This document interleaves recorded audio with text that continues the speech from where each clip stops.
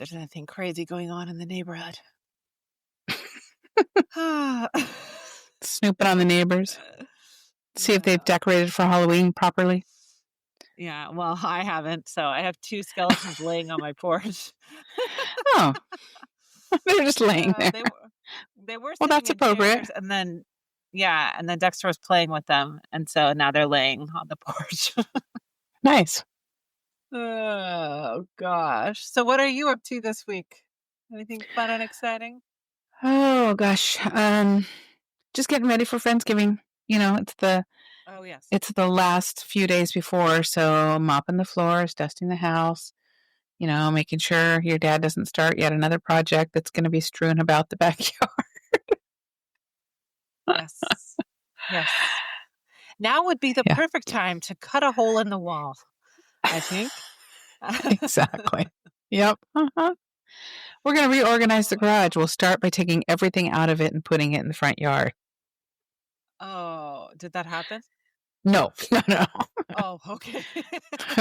But these are scenarios that are very possible in my house. Yes. So, yes. as you know, growing up. Absolutely. What about you? Anything new and exciting? No, I feel like I need to get my Halloween stuff up like the next day. Otherwise, there's no point in putting it up. Yeah. We're in I it. need to. And Yeah. I noticed that some of the coffee shops around town have started serving eggnog lattes already. Really? And we're not even halfway through October. It's too early, I think. Oh, yeah. I don't. Even for me. No. I mean, I guess I would probably drink one, but I like to observe the season. And I know retail moves fast. I mean, Target is already mostly Christmas stuff now. All the Halloween is on sale. Yeah. So, yeah. And faster every year. Oh, yeah. So fast. I went to Home Goods yesterday, and most of their Halloween is 75% off. Halloween fall, because they're bringing in Christmas. I got the cutest little pink ghosty rug for $9.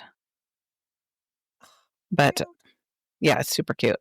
But yeah, Christmas is knocking at the door. So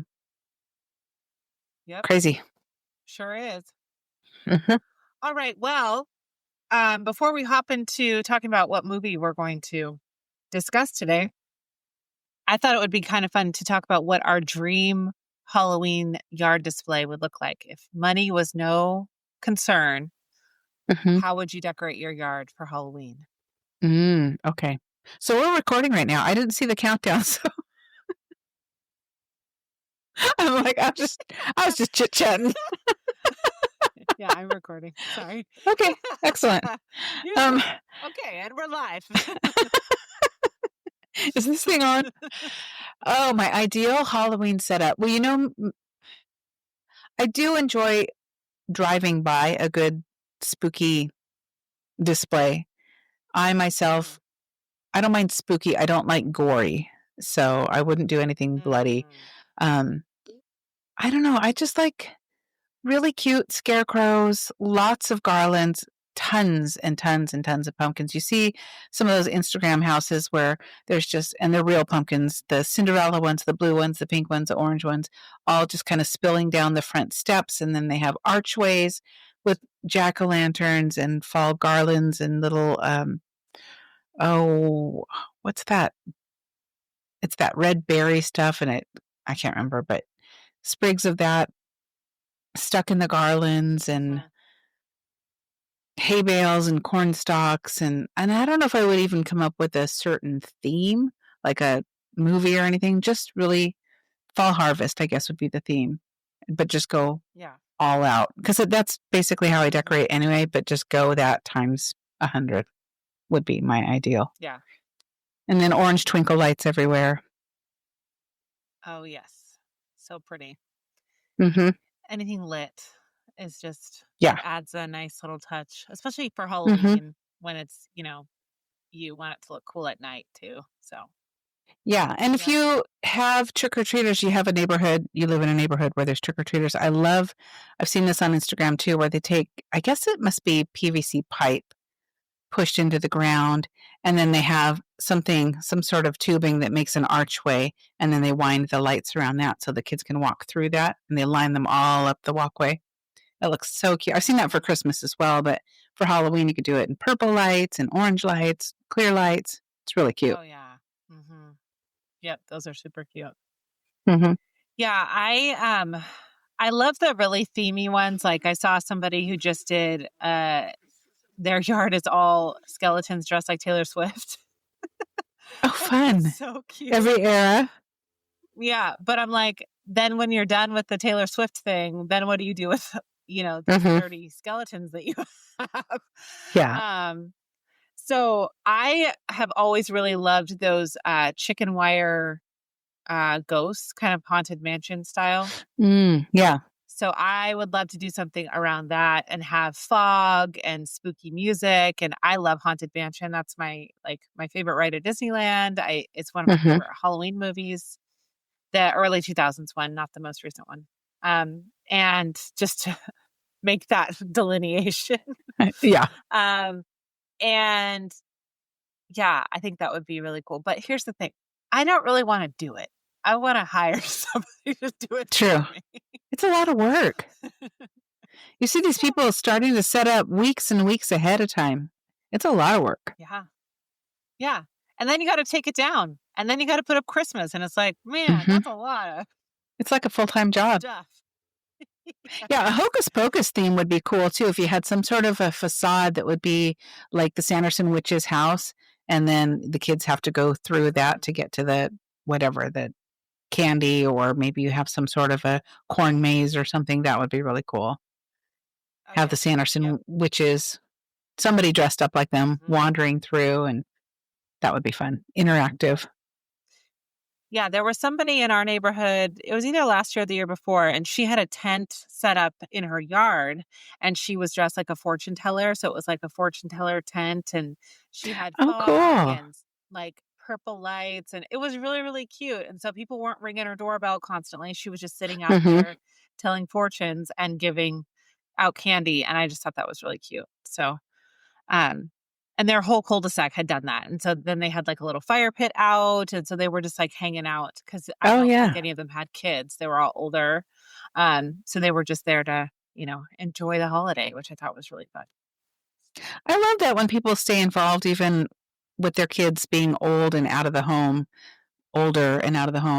and participating with the kids and getting dressed up rather than turning off the porch light and putting up a sign saying no candy. But do you remember that? And I won't give out any names or specifics, but that one family that we used to live near, and very religious family, and you would have to sit through this video presentation about their church and their faith before you would get candy. So after a while, word got out, and all the kids were saying, "Skip that house." Yes. I mean, good for you getting your faith out there, but But we don't need, to be indoctrinated by you on Halloween. No. No, and you're just going to get your house egged, seriously. So yeah. There's a group of bachelors who live down the street from us, and they did last year full-size candy bars, and they brought their TV outside and played like spooky scenes on the TV. Ooh, fun. I'm like, only 20-year-old guys would risk bringing their TV out to their front porch and just leaving it there. Oh yeah. But, they thought it would be fun. I don't think they could be home. I think they were out doing something, so they were like, "Oh, this will be cool." They just left the TV out there. Oh yeah. It was just on the porch. Yeah. A giant. It was huge. I'm like, wow. What'd you get for Halloween? Oh, I got some Reese's. I got some Almond Joy. I got a TV. Yeah. Yep. Oh gosh. But trick-or-treating it's not the same as it used to be. No. I would say most people in our neighborhood either don't hand out candy or put a chair with a bowl on it in the middle of their driveway and turn their lights off. And it's like, okay, that's not fun. No, because you kids, and I remember when I was little, I loved going to my own neighborhood. Nowadays, I mean, there are a lot of community events where you can safely take the kids trick-or-treating while it's still light out.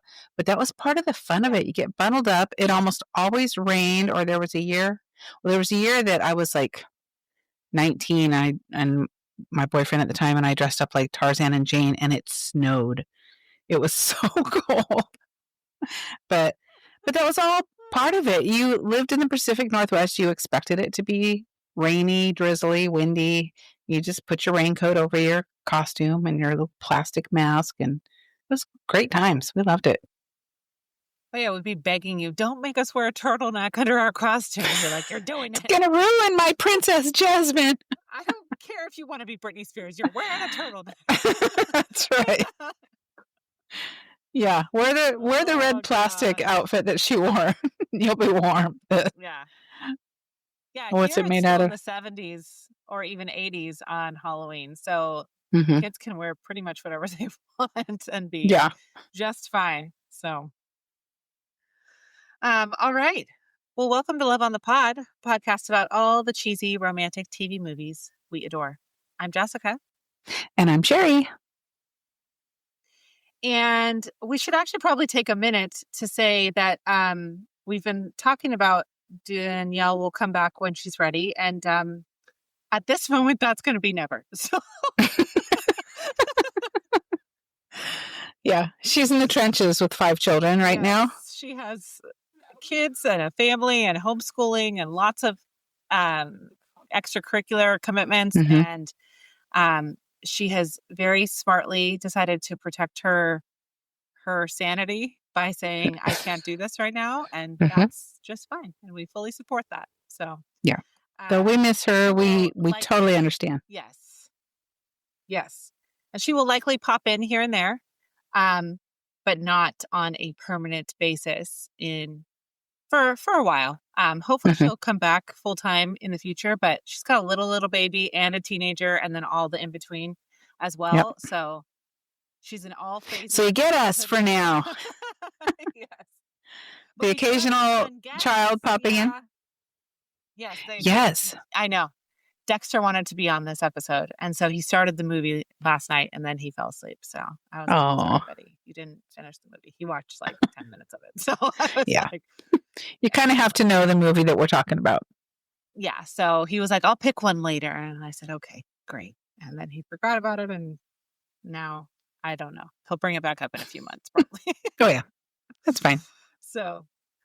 Today, we're super excited to be discussing the movie Haul Out Halloween, which is a brand new Hallmark movie that just came out 2 days ago. And we are on top of it. We are determined to stay on top of it all season long. We'll see how that goes. Yes, we'll see how that goes. But really, I mean, now that we're almost to countdown to Christmas, we're going to be on top of it. We're not recording weeks and weeks ahead of time. So, we're going to be releasing episodes within probably 2 to 3 weeks of any movie that we're talking about of its release date. So anyways, this is the first Halloween movie, specifically Halloween movie that Hallmark has ever done, with the exception of October Kiss. But that movie really wasn't about Halloween. It was just happened to take place during Halloween time. But if you haven't seen it, we talked about it last week or the week before. You should watch it. And what was the one last year? Was that a Hallmark one that was with Janelle Parrish? And you're right. But was it Halloween or was it was a haunted? It was just haunted. Yeah, it wasn't. It wasn't Halloween. It was like a haunted love story, but it came out around Halloween-ish time. Yeah, I think. But no references really to Halloween at all. I don't think.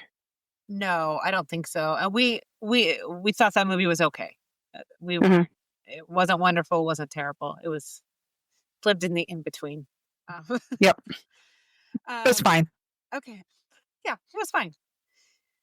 So let's start out with a couple of Hallmark / made-for-TV movie headlines before we get into the movie. So first is Countdown to Christmas starts this week. Yes. Which, even though I knew it, I still was surprised when I saw the commercial. I was like... It really snuck up on us.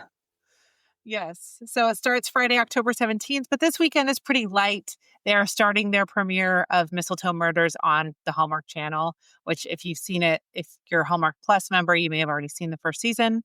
And they are releasing a second season. And they're going to be showing 2 episodes a day until they get through all the episodes. So, and I don't know how many there are because I didn't watch it. So I think I watched one or two episodes was all, and then I got sucked into all the fun movies and Finding Mr. Christmas, of course.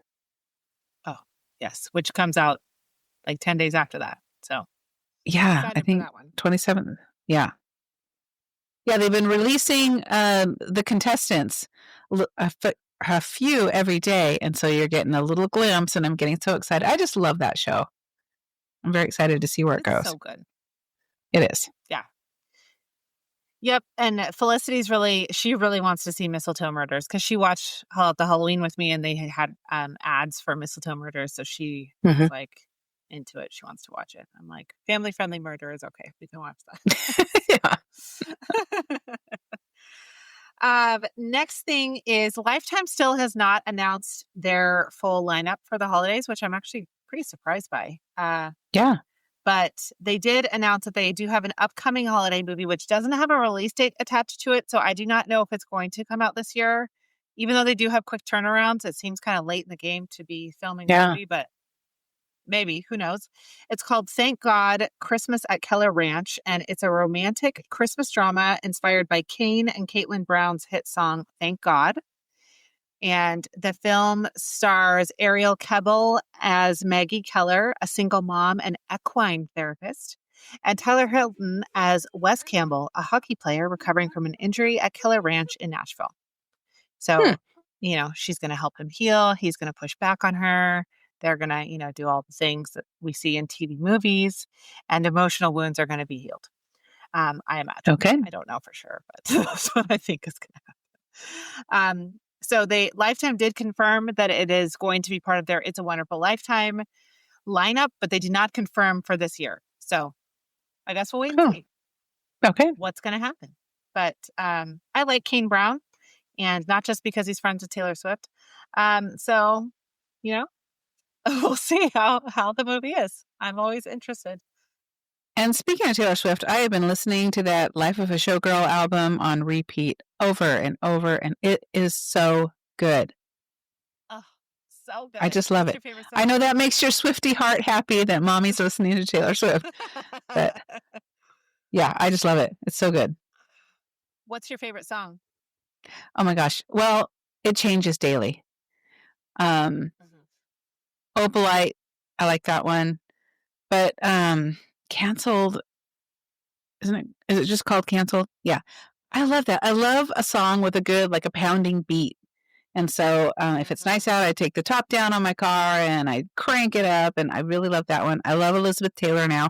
I wasn't sold on it the first day, but you love it so much. I started listening to it more and I just love it. Yeah. Gosh, I just Wish List. Love that one too.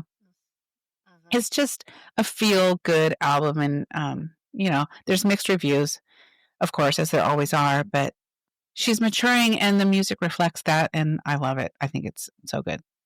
What about you? What your favorites? Still the same ones that you said before?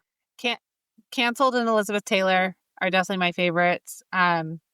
Eldest Daughter I really like too. That's really the only ballad on the album. But there's not a skip on that record, I don't think. No, not one. Unless I'm in the car with my kids, I skip Wood. Even the edited version, I still skip. I haven't listened to the edited version. I like the raunch. The edited version isn't that much different, really, because there's not a lot of overtly inappropriate. Where can you go? It's just yeah. Yeah. So, did you see her announcement on Good Morning America today? No. So she announced that she is releasing a 6-part docuseries about the Eras Tour on Disney Plus. Oh, yes, I did see. I didn't see it on Good Morning America, but it's been all over Instagram.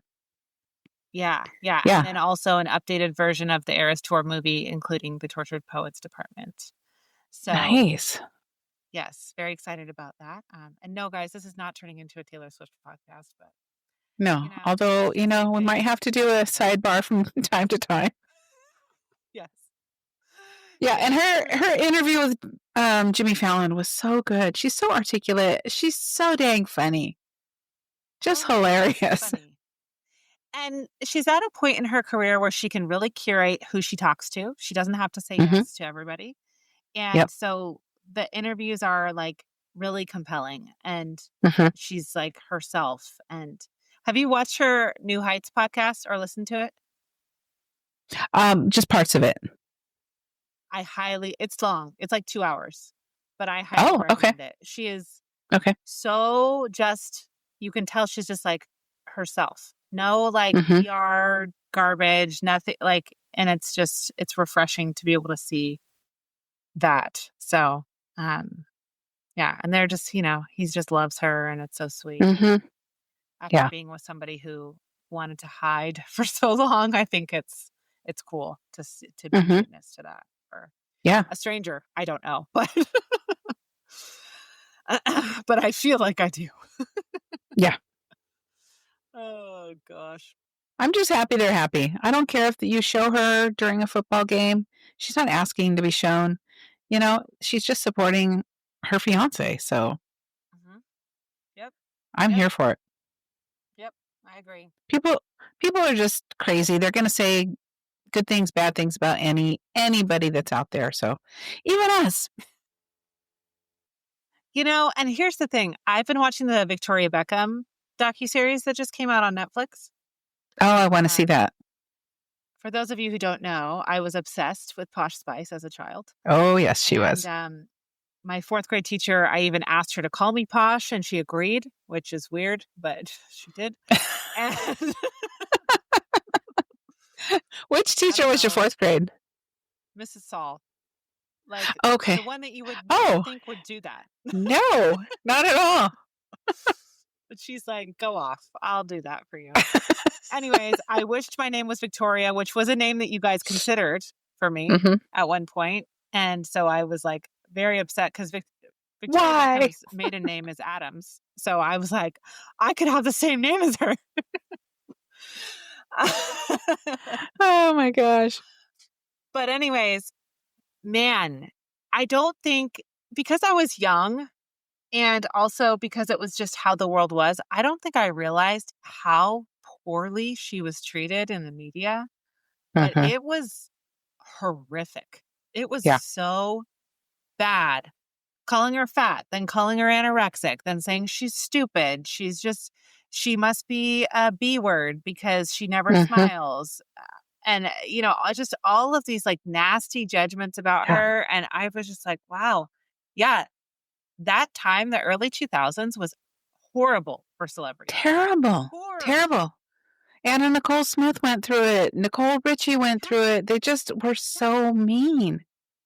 Yeah. So mean. Like, there's people behind these articles writing these and they're making money off of this. And they're like, yeah, I can go home and sleep every night. Just dragging people through the mud, saying things that I know aren't true or that are true but shouldn't be public information. It's just, and it still happens. I don't think it's nearly as bad, especially in like the big news publications anymore. But man. And women are feeling more comfortable to stand up to that kind of rhetoric as well. Yes. But she's a person. And I think that it's very easy to just think, oh, well, they're a celebrity. So if they have money, they don't have any problems and I can say whatever I want about them. Yeah. And it's just is wild. So the fact that she is where she is right now, besides having like, obviously a very wealthy husband, but it's amazing that she is where she is right now because, she went through a lot of garbage. But anyways, I'm only on episode 2 of that one, but it's very good so far. And she seems to be super candid and honest about her experiences, which is interesting because she was always like, she was always a private kind of one that seemed put off by anything, but that was also, I think, a character that she Yeah. And that's played, Netflix? right? Yeah. Netflix, yeah. Okay, I'll check it out. So we're just on all kinds of random tangents today, but if you guys need some TV to watch this week, there you go. Hey, winter, it's going to be a cold, long winter, so you're going to need lots of things to watch. Yes. The John Candy docuseries is next, or documentary is next on my list too. Oh, yes. Okay, so the last thing I want to talk about, and this is not Hallmark related, but I just wanted to do a small nod to the great Diane Keaton, who passed this week on October 11th at the age of 79.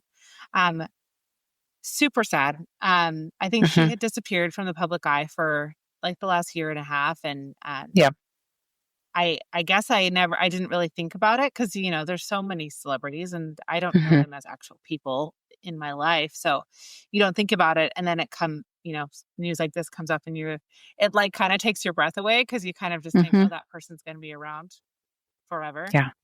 And they seem so vibrant on the screen, Yeah. Yeah. And so apparently there was... Oh, I was going to say there was some declining health issues. They were not specific about it. Watching The Family Stone is going to be so different this year. Oh, yeah. Yeah. One of my favorite Christmas movies. Oh, it's such a good movie. And it seems that her family kept it very private, which I'm sure is probably what she had asked of them. And but she was just such an incredibly talented actress, had this like super magnetic energy and was quirky and fully herself and never married because she was like, nobody can handle me. I'm just weird and cool and different. and great fashion style. Yes. Oh my gosh. Yes. Always into the black and white in her later years with a big hat. And I grew up obviously loving her in Father of the Bride. We recently watched Baby Boom, which is such a good movie. Super, super cute. And then Palms was a more recent one that she did, and I love that movie. I haven't seen that. Great. That's the yes, I have seen that. The Cheer Squad. Yes. Yeah, that's so great. Good. Yeah. Yep. So she felt warm and funny and real, and she was a big champion for having older actors in love on screen, which wasn't always something that was taken into consideration. And so she spoke out about that a lot, and she's going to be definitely sorely missed. For sure. So not only is she obviously a great actress, but she did do some made-for-TV movies. So I thought I would just mention those real quick. She did a thriller TV adaptation of the book The Little Drummer Girl in 1984. Then she was also in Amelia Earhart, The Final Flight in 1994, where she played Amelia Earhart. And she directed Reese Witherspoon in her very first role at 14, I think, in a made-for-TV movie. Her very first made-for-TV role, sorry, because she was in that other movie that I can't remember, called Wildflower in 1991. And Reese Witherspoon says that Diane Keaton was one of her very first mentors, and she hired her without even having her audition. She just heard her speak and said, okay, you're hired. So I thought that was a cool story. So anyways, she'll be greatly missed. So watch a Diane Keaton movie and wear some black and white for her. Yep. Okay. All right. So let's move into the movie 30 minutes later. Yeah. This is the chattiest we've been in a while. Okay, so a little synopsis of this movie. New Halloween-obsessed neighbors inspire residents of Evergreen Lane to haul out their spookiest costumes and decor to become Ever Scream Lane. Which I wonder, did they know that they were going to make this movie? Because Haul Out the Halloween makes so much sense. Ever Scream Lane makes so much sense. Wasn't the plan? Yeah, right from the get-go. I don't know. Probably not, but who knows? It might have been. So like I said, this movie came out on October 11th of 2025. It stars a whole host of characters, but the main Actor and actress are Lacey Chabert and Wes Brown. It was directed by McLean Nelson, who also directed both of the other movies in this series. And then he's directed A Heidelberg Holiday and Branching Out, which we've seen both of those and talked about one. Heidelberg Holiday, we had the pleasure of watching like 35 times on the cruise. So that's right. It just kept playing over and over. Anytime we'd come into our room, oh, we haven't seen this part yet. Yeah, that's right. It was written also by McLean Nelson, and then he co-wrote it with Christopher Say and Andy Sandberg, not to be confused with Andy Samberg. Not the same. I had to look that up. So I was like, really? What? Yes. 2 different people. Yeah. And they also wrote the other 2 Hall at the Holly movies as well. It was filmed in Utah, which they mentioned several times in the movie. That must be part of the contract with getting tax credits in Utah, that they have to mention that they're in Utah, because they said it at least 3 or 4 times. Yeah, and they said Provo, and yeah, I noticed that too. Yeah. And there was another movie that I mentioned. Is this a commercial for Utah? I forget what movie it was, but it must be part of the deal. Oh, yeah. Must be. I forget what movie. Yeah. But yeah. Brought to you by the Tourist Association. Yes. And they specifically filmed in the cities of Sandy, Cottonwood Heights, and Salt Lake City. And they used the exact same neighborhood that they used for their first 2 movies. And Ellen Travolta said, God bless those families, because those are not like set homes. Those are people's houses that they had to move out of while they filmed inside those homes. So I hope they were well compensated. Yeah. Yeah. I would be like, I just want to keep the Halloween decorations. Is that cool? Yeah. Do what you want. Just leave the stuff behind. Yes, for sure. Okay, so let's chat about our initial thoughts on this movie. What did you think? Well, I loved it. I thought it was great. I have, we follow several different Hallmark fan sites on Instagram and Facebook and whatnot. And I had seen some of the comments before I watched it. Like, I hated it. I turned it off after 10 minutes, or this was stupid. Like, okay, I don't know why people have to be that way. You're stupid. Your mom's stupid. Brenda. Just kidding, Brenda. Your mom's probably perfectly nice. I don't know. If I don't like something on the internet, I typically don't say anything. I just scroll on by and let people be happy. Like we talked before about decorating early. Let people have their joy. If that makes you happy. I loved this movie. I thought it was so endearing. The comedic timing was great. The whole ensemble cast was really fun, and they really interacted well together. And then the addition of, and I'm sorry, I forgot her name, Kimberly Brown? Kimberly J. Brown, yes. Mm-hmm. Yes, and her husband, who I didn't write down his name either. Daniel. It's Luna and Marvin. Okay, yeah, that was so fun to see them.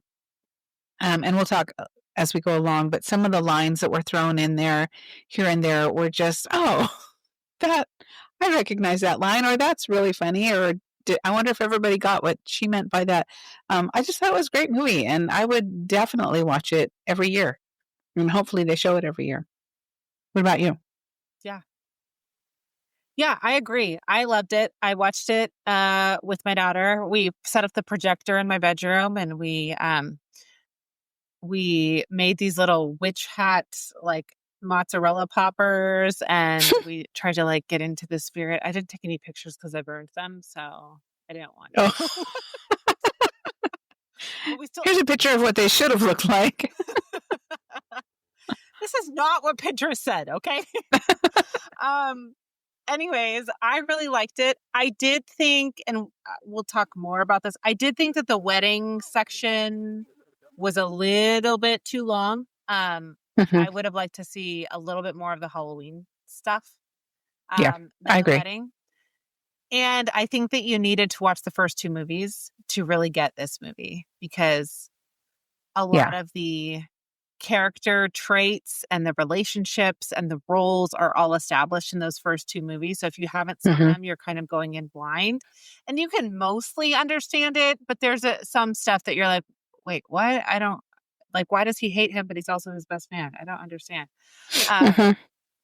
So just those little things. And then the only other thing I really didn't like was Lacey's styling. I did not like the clothes that they put her in. A little frumpy.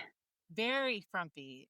Yeah. Which I was like, she's so cute. She's always so well dressed. I'm like, what? Yeah. The Halloween costumes were great, but the regular outfits, I'm like, what is happening?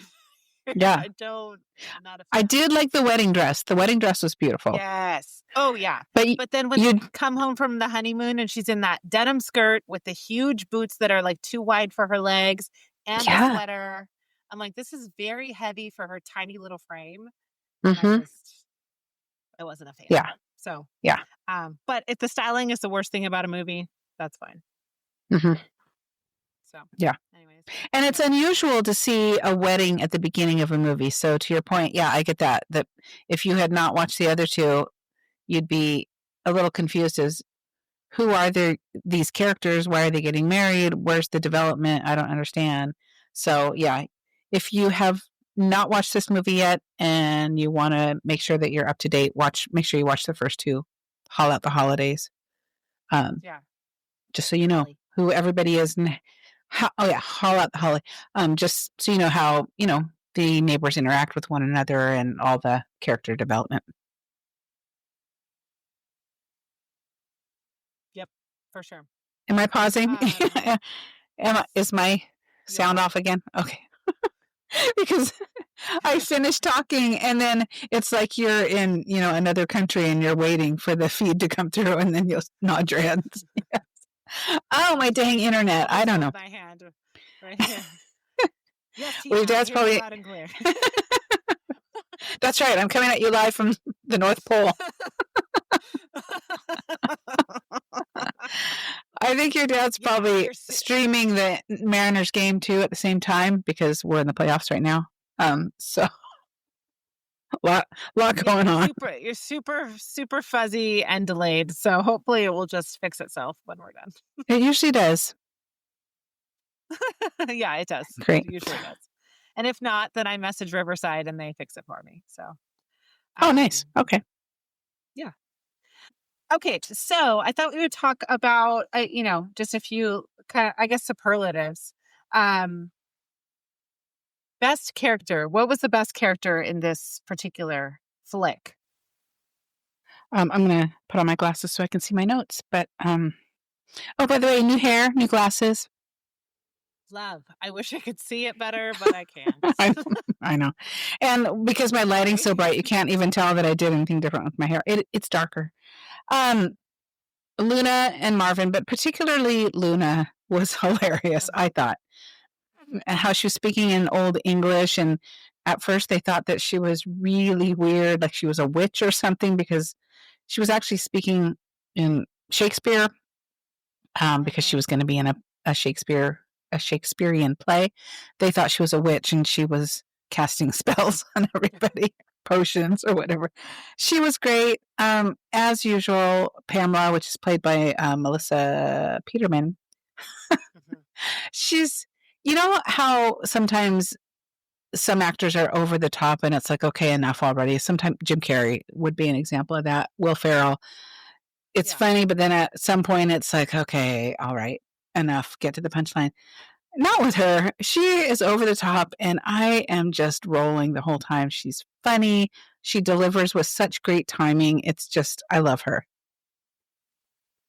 Yeah, it's very much like Melissa McCarthy. Yes. I've never seen her in a movie that I didn't like. She just knows there's like a musicality to it, and it's like they just know what to do and when. And yeah, she's definitely my favorite character. I think all of the characters work really well together in this movie.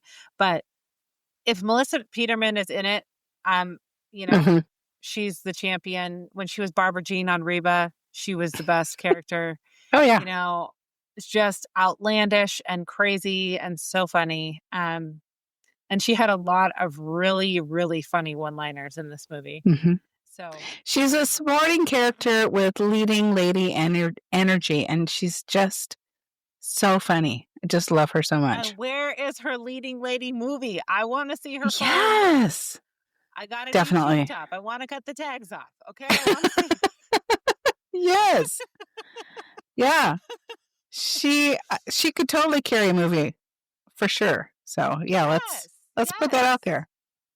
And she's so funny when the new neighbors. So if you haven't seen the movie, the new neighbors come in, and Evergreen Lane has not really decorated or participated in Halloween activities for years. And this new couple moves in. They don't know that. 5 years or something crazy. A really long time. All because Mimi, Mima, Grandma, whatever her name was, died. Graham. Yeah. So the whole neighborhood shuts down, and we don't do Halloween anymore because Graham did it up well.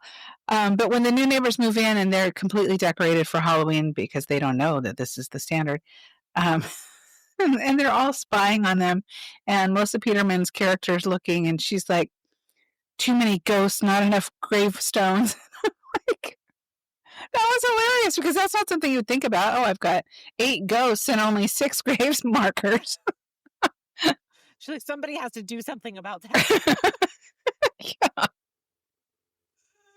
Oh, God. But I will say, there's one point where Emily they're kind of rethinking decorating and doing Halloween up big like they used to in years past. And Emily goes down in the basement and she's looking and she pulls out this painting of Graham in a terrible outfit and bad hair. And she keeps talking to this painting throughout the movie. And I was sitting there thinking, don't ever have a terrible painting like that of me that you talk to or your kids talk to. Old Nana with her short bangs and her terrible polyester dress. Please, I don't want to be. Then they go and hang it over their fireplace. And I'm like, what? Is the 1700s? What is happening? Yeah, and it's like a bad JCPenney portrait of Graham. Mm-hmm. Yeah, it's bad. And, now that you say that, that was one thing that I think they could have completely removed from the movie was the whole, like, nod to maybe Graham's ghost is hanging out, messing up her photo, because she doesn't do anything else. So I'm like, no. If the ghost had other things to do, cool. But she doesn't. She's just like knocking the picture off center. And I don't know. I felt like that was weird. I think if they were going to have a ghost of Graham, she should have been doing things that would guide Emily to making the right decision in the situation or something. Yeah. Make that ghost an actual character. It didn't need to be there, I didn't think. Yeah, I agree. Okay, worst character. Was there anybody that you did not enjoy or that you think could have been lifted out of the movie? Not really. I like them all. I think they all work together well. They serve their purpose. Yeah. I like them all together. Yeah, there's the ones that are annoying and they're supposed to be annoying, and but it all kind of works and it speaks to how a real neighborhood is. You've got neighbors that, you jive with really well, and other neighbors that like, oh, they're so annoying, but they're all a community, and I think it all worked well together. What about you? To live in a neighborhood like that where everybody is all up in each other's business and they're just like looking out for each other. I live in a neighborhood where like nobody talks to each other. You pull the blinds. They just live their own lives. We talk to our neighbors occasionally. We'll meet them at the pool sometimes because they have a daughter that's the same age as Dexter. And their older daughter's name is Felicity. So Felicity thinks it's cool. But yeah, aside from that, no, we don't. We complain about our neighbors today, Joanne. Well, our neighborhood is different, whereas everybody has at least 3 acres. So we're kind of spread out. But we do have a neighborhood group chat on Facebook Messenger. And so we'll get a message, hey, we saw a strange guy walking his dog. Does anybody know who that is? Or somebody was standing down by the mailboxes. Oh, no, that's just, my kid. He's in town. He was waiting for his ride or whatever. So we do look out for each other in that way, but we don't get too in each other's grill.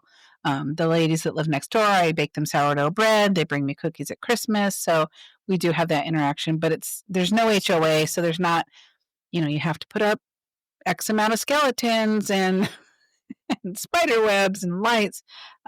We all just kind of do our own thing for the holidays. But it is nice having that sense of community. Yes. But I can't imagine knocking on people's doors and being like, you have too many skeletons in your yard. You're going to have to. With your clipboard in your hand.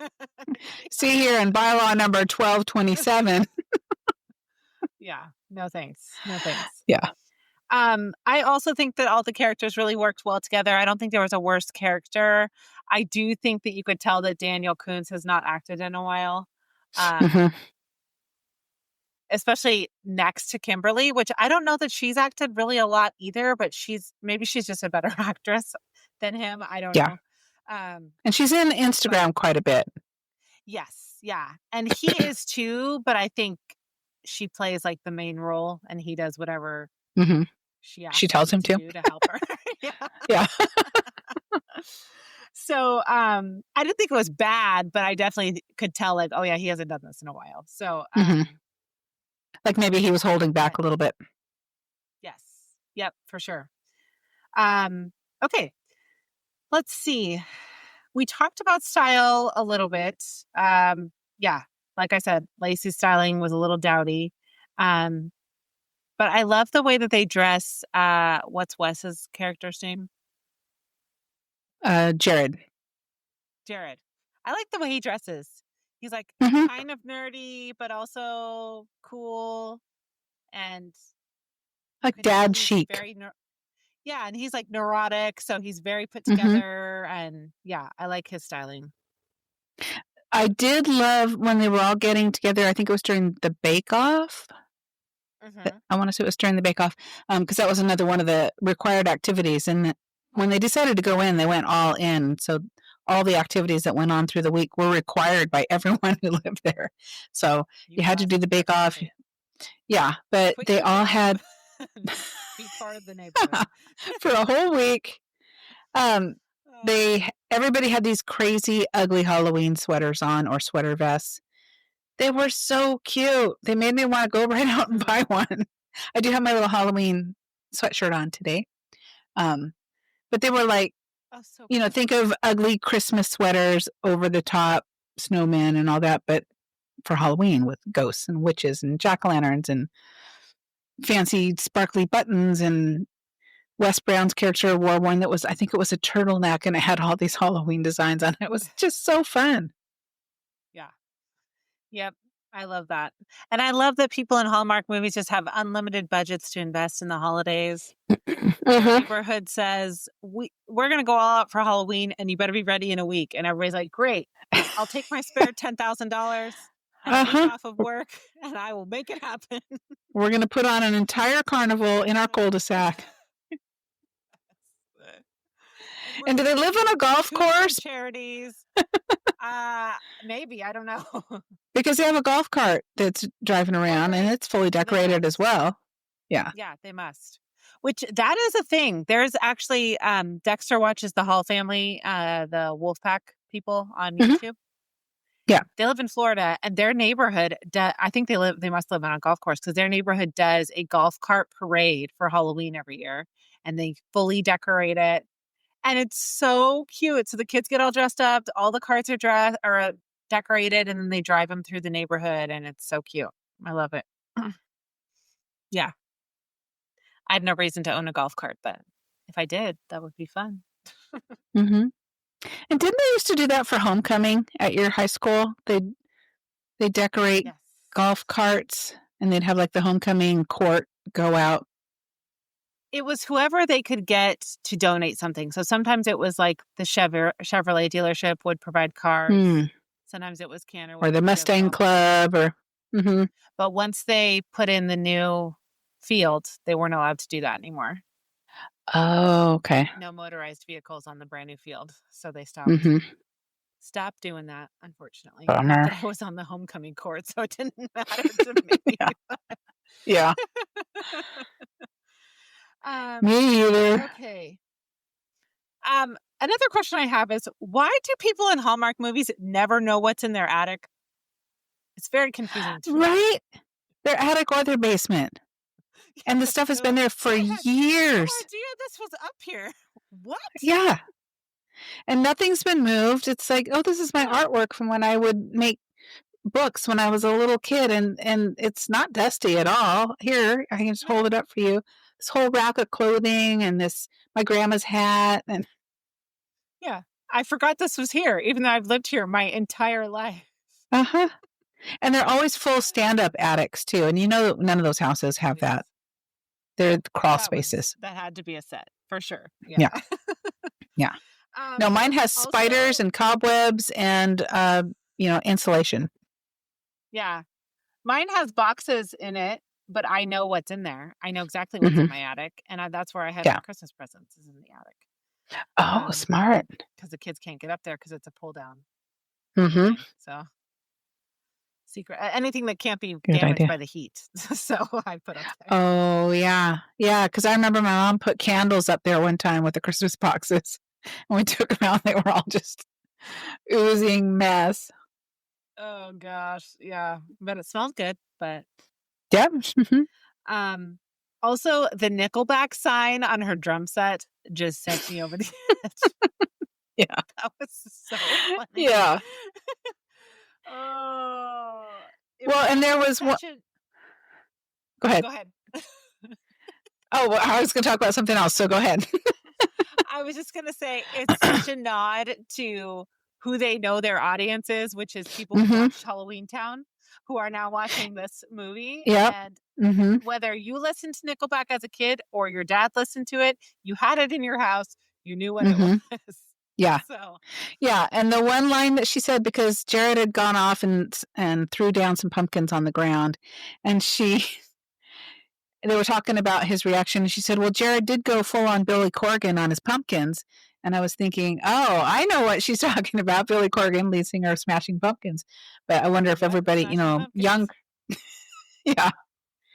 Yeah. So it was just little touches like that spoke to a wide audience. I thought was really cool. Yes. Yep. For sure. Okay. What do you think was the best costume in the movie? I loved when Emily and Jared changed at the end, and they were the sailor and the nurse from that iconic photo. That was really cute. But also Melissa Peterman, Pamela and her daughter, they were really cute. The clowns that they were dressed up at the carnival, that was cute. So, yeah. Yeah, these were picked up a costume from Target. They were really cool costumes. They were elaborate. Yes. Mm-hmm.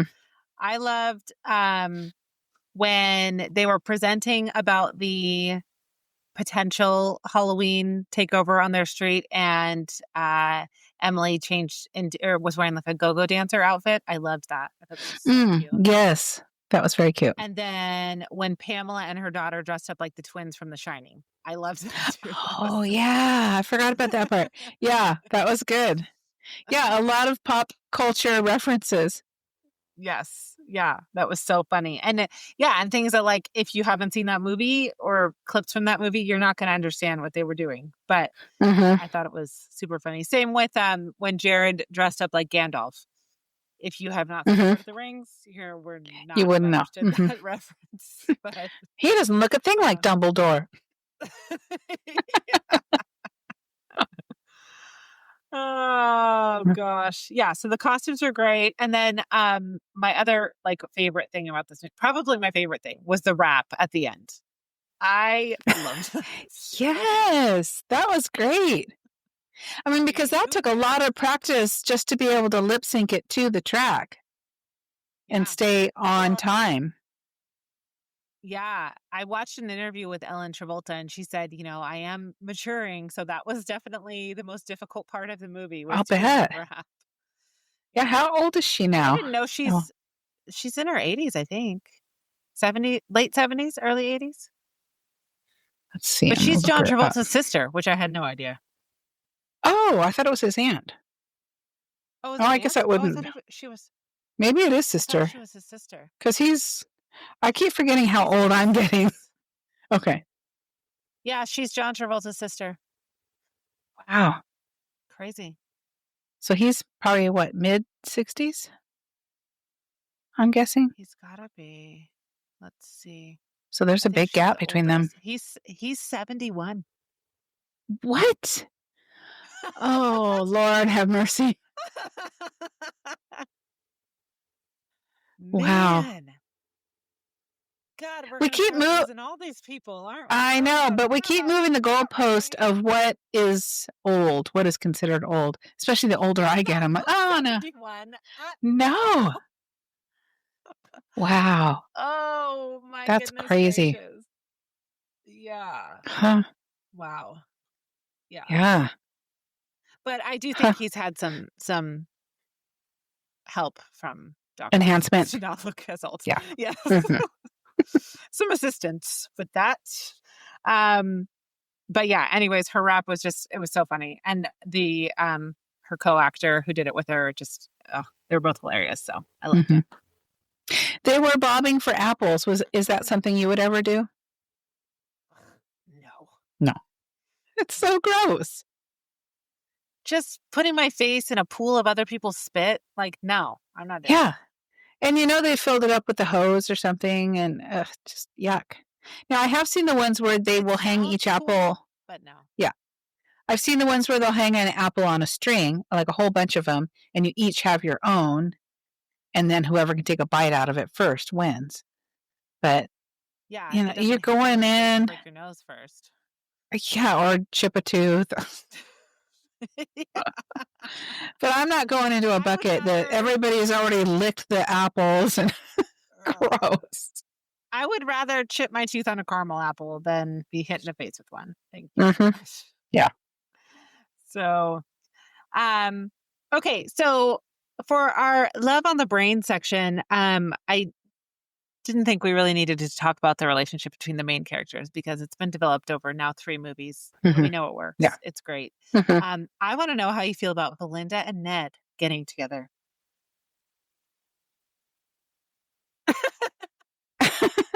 I wasn't sure at first because it felt a little forced at first. But I think if there's another movie, which they kind of allude to the idea that there will be another movie, I would like to see how that develops. Ned is such he's kind of he kind of plays the same character in every movie that he's in. Just that kind of nerdy, overbearing, insurance salesman or whatever, kind of role. But even nerdy insurance salesmen deserve love. So I would like to see what develops between them. What about you? Yeah, I was a little confused by how angry Jared got about it. I was like, this seems like a very large freak out here. Don't you want your mom to be happy? Yeah, and I thought, well, maybe they'll touch on the fact that, like, he's sad about his dad or something like that. Mm-hmm. He never did. So I was like, okay, this guy, maybe I need to go back and watch the first 2 movies because this guy was the best man in your wedding, but you really don't want him to date your mom because he's too weird or too annoying. I'm not really sure what the reason is. So, but he plays a good Ned because Ned Ryerson. That's probably the first character I ever saw him as in my life. And one of the most memorable. That's a doozy. And I really hope that he could say that in a movie, in a future movie. Yeah. It's like when they brought back the Halloween is cool. I was so glad they did that. Because I didn't know if they were going to be able to, if that was like a trademarked phrase or whatever, copyrighted phrase. But they just kind of threw it in and it was subtle. It wasn't a big moment or anything. No. But yeah, I was glad they did that. No, she said she threw in a couple Easter eggs, and that was the only one that I caught. So I'll have to watch it again and see if I catch any other ones. Yeah, I watched an interview with Lacey, Ellen, Kim and Daniel, and they were just talking about what a joy it was to film together. And I guess Kim and Daniel have been good friends with Lacey since they were little. Oh. So that's part of the reason why they were in the movie, because she produced it. Mm-hmm. And they really did.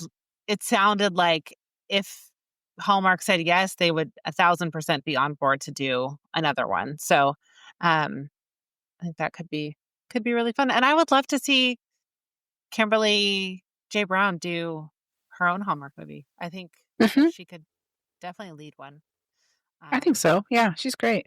Yeah, that was my question. If they do another one after this, which they kind of alluded to, would the new neighbor still be there? So hopefully so.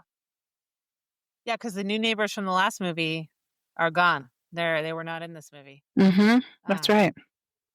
Which they're so The funny. Johnsons. So I was really bummed. Yeah. But I guess that would have been too many people, probably. It's a lot of characters to manage in one movie.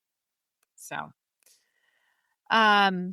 okay, let's see. There weren't really a lot of behind the scenes details because really they just filmed in the exact same place they filmed before. There wasn't anything new or different. They really stay on the street the whole time. They really don't go anywhere else. Which I think probably makes production a lot easier because they can just set up shop, do what they need to do, and then move on. Oh, yeah. So one thing that I wanted to mention that I think that a lot of people who live on the street in this movie would love, and maybe also people out there, because I discovered it maybe 2 years ago. It's called Fright Maps, and it's an app, and it tells you where people have cool Halloween displays in their yard. Oh. So you have to upload your house, right? You have to put your house on there. But in our area, at least, there's like between 30 and 50, I would say, cool houses that you can go and visit. And you just, obviously you're respectful. You just drive by, you don't traipse through their yard or anything. But it's really cool. And it's a free app. There's ads on it, but it's not that big of a deal. And you just put in your zip code and then it'll show you, and you can click on each one and kind of see a photo of what it would look like. And then you can go and drive by it. So even if your neighborhood doesn't go full out for Halloween, you can go and drive around and find some cool spots. So we love to do that. Very cool. I'll look that up. There is something kind of like that over in UP nearby where I live at Christmas time, but it is actually a competition. And so these houses will decorate for Christmas. They'll have a sign out front. You have to sign up by a certain time so that you get your little sign with your number on it.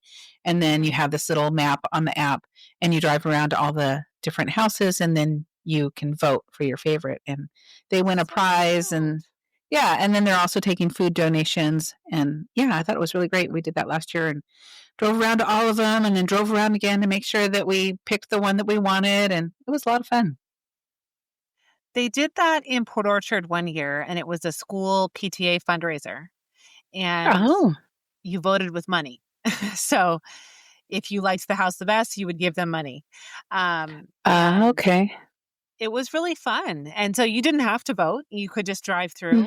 But they were handing out candy. They had like parents dressed up being actors, and just it was really, really cool. So I thought that was a great idea for a fundraiser and really engaging for the community. Much better than the wrapping paper sales that you guys all did. Ugh. Yeah, you make 2% on this $30 roll of wrapping paper. Yeah. Wow, thank you. It's really good wrapping paper. Is it? It's still going to get ripped up on Christmas morning. Yeah. Literally, I'm paying for garbage, okay? Yeah. Okay. Do you have... Oh, go ahead. Oh, I was just going to say, do you have favorite Halloween candy? What's your favorite and what is the absolute worst? That was the next thing I was going to ask. So okay. So smart. So, okay. My favorite Halloween candy, and my kids know that I get it because that's my tax. And also they don't like it. So it's Mounds. I take their Mounds. I love them. Not Almond Joy. Mounds, only because it's dark chocolate. And pretty much everything else I think is trash. I'm not interested in anything else. I've gotten so averse to food coloring, to fake chocolate, to all of that crap, corn syrup, that Mounds is the only thing I'll cross the line for. Mm-hmm. But I judge people for handing out Tootsie Rolls. I'm like, oh my goodness. Just, and the kids always end up with dozens. And it's like, these are terrible. Yeah. Especially the like fruit flavored ones. Mm-hmm. Ew. Stop it. I don't like any Tootsie Rolls at all. No, I like Mounds and I do like Almond Joy. And now that I've found, I don't remember the brand. It's not the Justin brand, but there's another one that does a dark chocolate peanut butter cup that has Lily's? good stuff in it. Yes, it is Lily's. Those are good. But you're not going to see those on Halloween being handed out because they're more expensive. Dang it. I wish they But would. the absolute worst, even worse than Tootsie Roll, are those like molasses peanut butter taffies wrapped in the orange and black wax paper. Did you ever get those in the bottom of your... I rank those right up with like... Oh, yes. Everybody throws those away. Nobody eats them. It's like Miko wafers. It's like sugary... It's like handing out antacids or something. They're gross. It's disgusting. It's chalk. Yeah. No. Mm-hmm. No, I would rather get a toothbrush. Okay, thank you. I don't Mm-hmm. want that. Yeah. Milk Duds, not a fan of those either. They're always stale. And when I was a kid, there was a lady that would always make popcorn balls, and they were good. And we knew her, so we could take them. But then the store started coming out with popcorn balls, and it was this just horrible, stale popcorn, colored bright green. It was just nasty. Yeah. Yeah, I have to figure out, because we're doing a big trick-or-treat event at our coffee shop. The whole downtown area is another thing I volunteered to coordinate. But I got to figure out what to do, because I kind of want to do something different besides just going to Costco and buying the giant bag of candy, because that's what everybody will do. Yeah. So, I don't know. Maybe tattoos or something. Oh, yeah. Those are be fun. Tattoos, stickers. Mm-hmm. Yeah. Yep. Okay, so that was my first Halloween question for you. My second one is, what was your all-time favorite Halloween costume growing up? My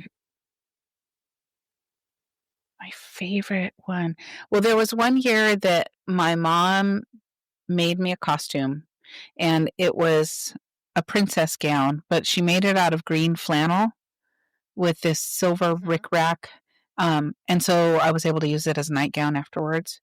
And I was a dorky little kid with these giant glasses, but she teased my hair up in this massive updo with little ringlets. And then my mom was on the royal court when she was in high school. And so she let me use her actual tiara from when she was winter princess or something.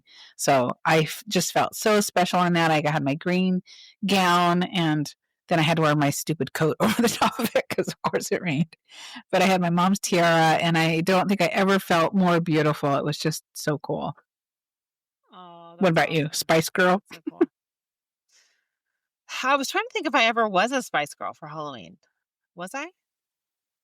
I don't think so. We had a Spice Girl party at the house. I think that was for Danny's birthday. Yeah, and we had that like British flag, like almost like a singlet. Yes. But I don't think anybody ever wore that for Halloween. I don't think so. So I think that my favorite costumes probably was definitely the Belle dress that you made. You made me Belle and Danny Cinderella, I think. So my Belle dress, definitely. And I also have really fond memories of, I wanted to be Elvira, but I wasn't allowed to be Elvira because she was too sexy. So I basically got the same outfit, but I was Morticia instead. Yeah. And I really loved that costume. And we have lots of pictures of that one. And then I was also, when I was an adult, before I knew that this was cultural appropriation and it wasn't okay to do. And now I know better, so I'll do better. But I was a geisha. And I was really proud of my makeup. I spent a lot of time on my makeup. Yep. I felt like I did a really good job. I would not wear that costume again, but at the time, I was really proud of it. So, yeah. Anyways, yes. Well, yeah, you were Pocahontas one year, too, when you were a little kid, and we didn't know. Yes, I was Pocahontas. Yes.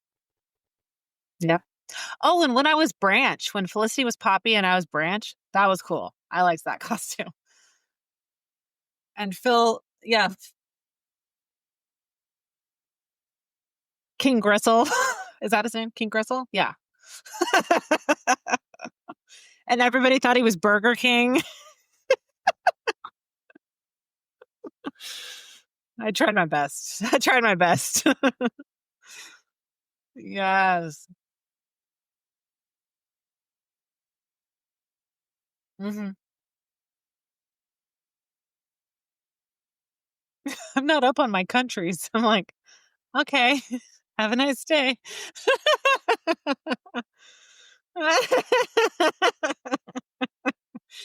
Oh gosh. Yeah, that was funny. What's the one costume you always wanted to wear but never did?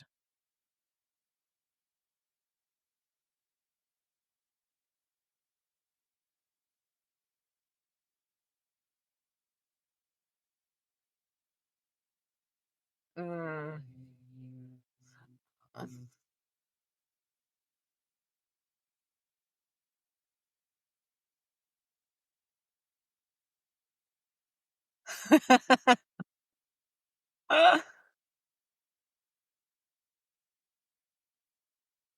Mhm.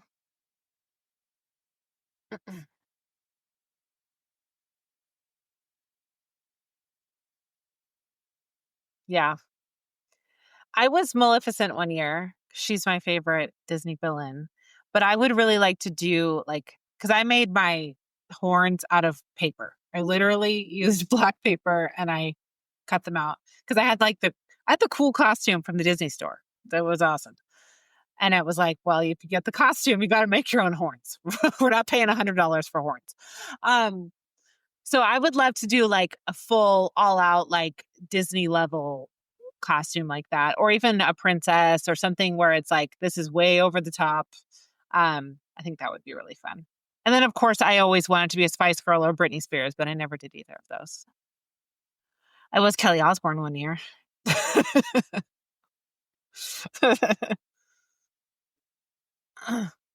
Yeah.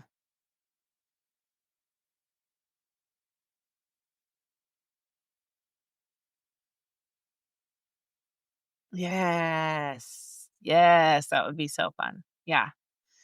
Yeah, Dexter is gonna be a werewolf.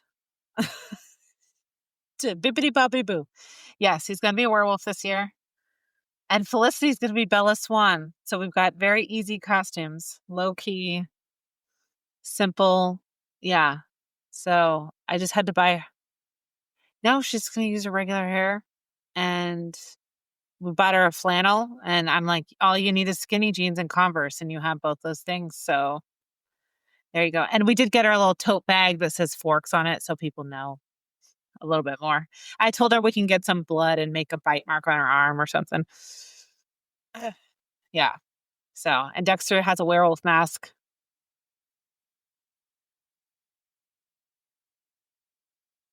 No, she wanted to be Vampire Bella, and I was like, "Well, that's really just like a blue dress and some makeup. I don't you could do that, but I don't think anybody will know who you are, and I'm not getting contacts. I'm not putting my fingers in your eyes. I'm not doing that." So, that's true. That would be cute. Yeah. Yeah. So, um, yeah, I think this is the first year we haven't bought costumes at Spirit Halloween in quite a long time because they decided to DIY it. So, mhm. And a lot of times it's stuff that you already have in your closet, or that if even if you don't, you can wear it again. So, um, okay. If a witch offered to grant you one wish on a Halloween night, and it would only last for Halloween night, what would it be?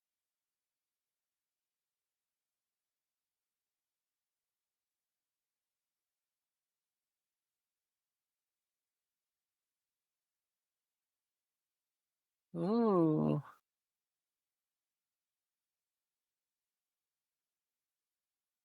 Mhm.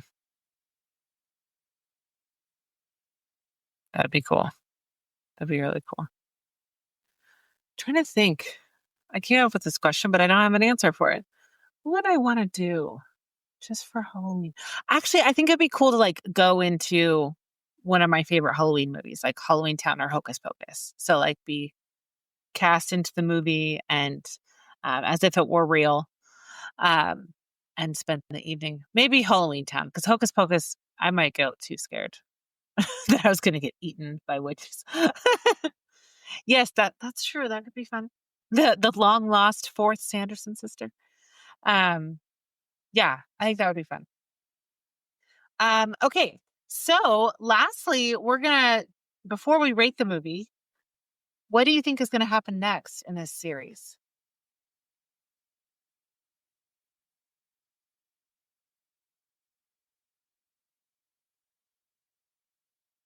In Norway?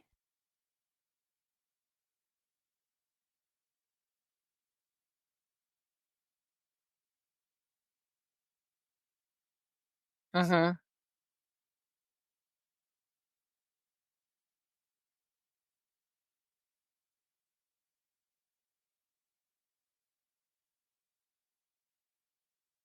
Maybe they'll be, yeah, maybe they'll be tag-alongs.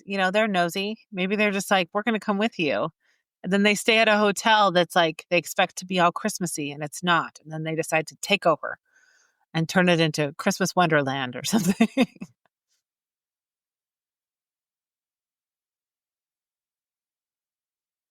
I think so. He wanted to go to a Santa school to become Santa. Oh, maybe. Who knows? Maybe he's going to turn into the real Santa, a very neurotic Santa. um, okay, well, it's time to rate the movie. And we like to choose a fun attribute from the movie. And one of my favorite things about this movie, as far as the set deck goes, was the Shakespeare door knocker on Luna and Marvin's front door. So we're going to use Shakespeare door knockers to rate this film. How many knockers?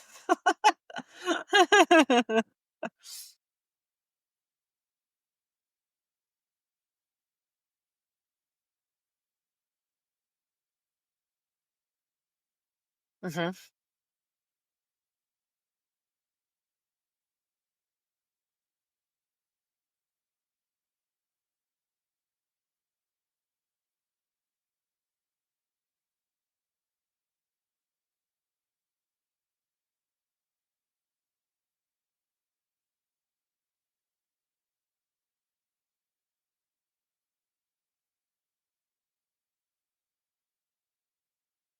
Mhm.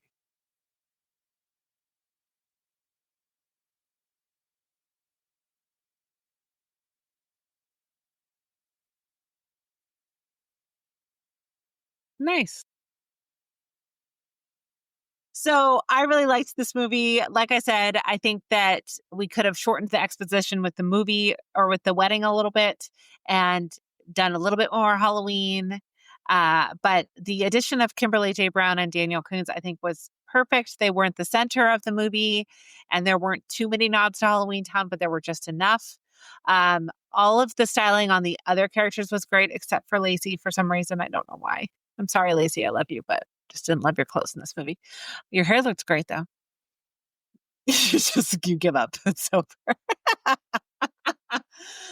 um, and I really appreciated the story.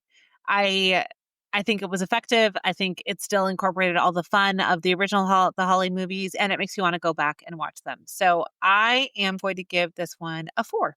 4 Shakespeare door knockers. Oh, okay. Do you want to tell us about what we are going to discuss next week?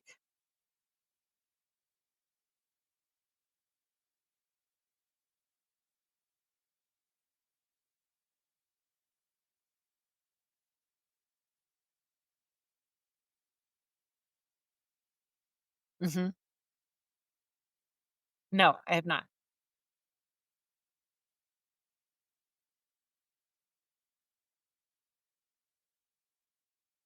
Okay,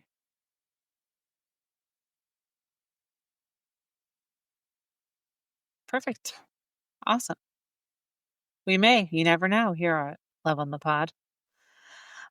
Okay, so be sure to follow us on Instagram at Love on the Pod and share your episode thoughts or ideas by emailing us at loveonthepod@gmail.com.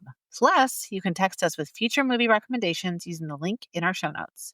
If you love this episode and want to hear more, please subscribe to the podcast as we drop new episodes weekly on Tuesdays, usually, sometimes Wednesday, depends on my mood. So whether you're writing and illustrating an entire children's book in 2 days,